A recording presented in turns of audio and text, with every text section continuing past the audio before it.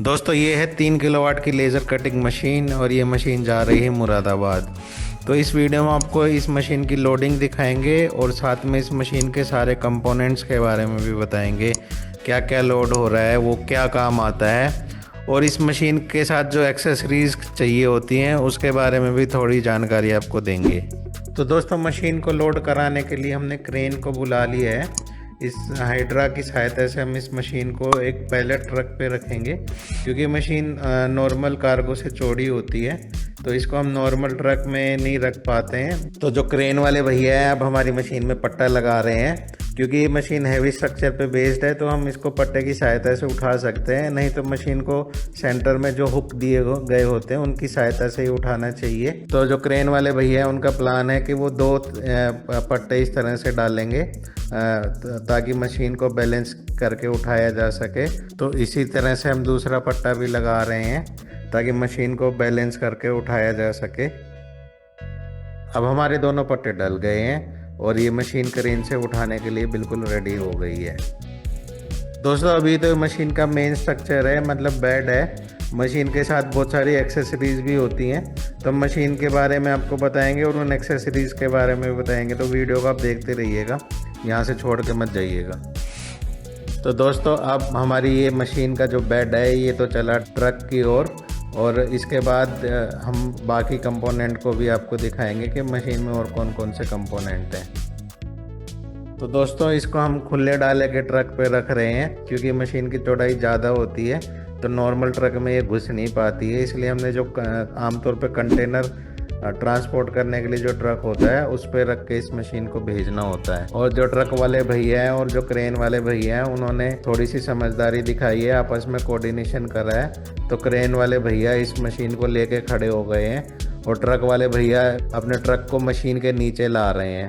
तो इससे क्या होता है कि मशीन के हिलने डुलने के चांस कम हो जाते हैं और हमारी लोडिंग बहुत आसान हो जाती है। क्योंकि ये मशीन बहुत हाई प्रिसिशन मशीन है, इसलिए हमें लोडिंग और अनलोडिंग में ध्यान रखना पड़ता है कि मशीन पे किसी तरह का झटका या दबाव ना लगे। इसीलिए हम इसको बहुत धीरे धीरे इस ट्रक पे रख रहे हैं। ट्रक पे रखने के बाद इसके वेट को भी बराबर डिस्ट्रीब्यूट करेंगे ताकि मशीन झटके से किसी तरह का मशीन के प्रिसिशन में कोई असर ना आए। तो दोस्तों जब लेज़र कटिंग मशीन होती है उसको आमतौर पर यूपीएस से चलाया जाता है। तो यूपीएस से चलाने के 2 फ़ायदे होते हैं। एक तो मेरी वोल्टेज स्टेबलाइज हो जाती है, क्योंकि यूपीएस के अंदर ना आइसोलेशन ट्रांसफार्मर भी लगे होते हैं, जिससे जो स्पाइक आती है वोल्टेज में वो मेरी मशीन तक नहीं पहुंच पाएगी।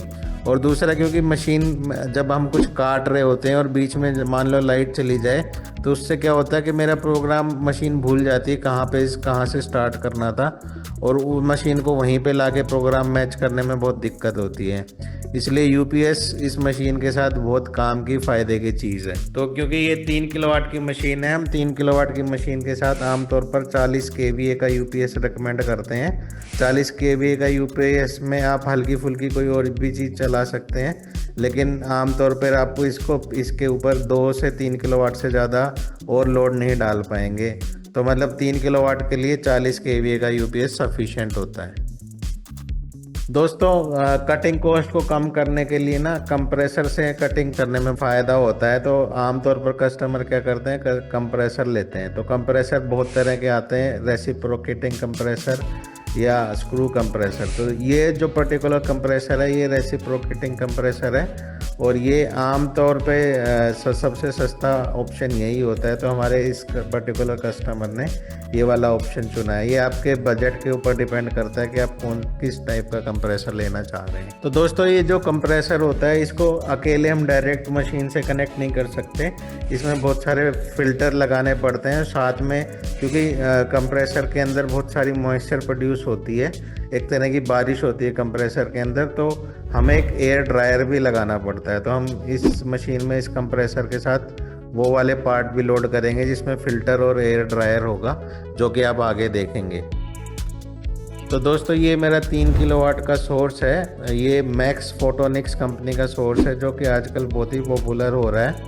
ये आमतौर पे बहुत ही स्टेबल सोर्स है और इसकी कीमत भी सबसे कम है। तो ये वाला बिल्कुल एक प्रेफर्ड चॉइस है इंडिया में, और आज की डेट में सबसे ज़्यादा पॉपुलर यही वाला सोर्स हो रहा है हमारे देश में।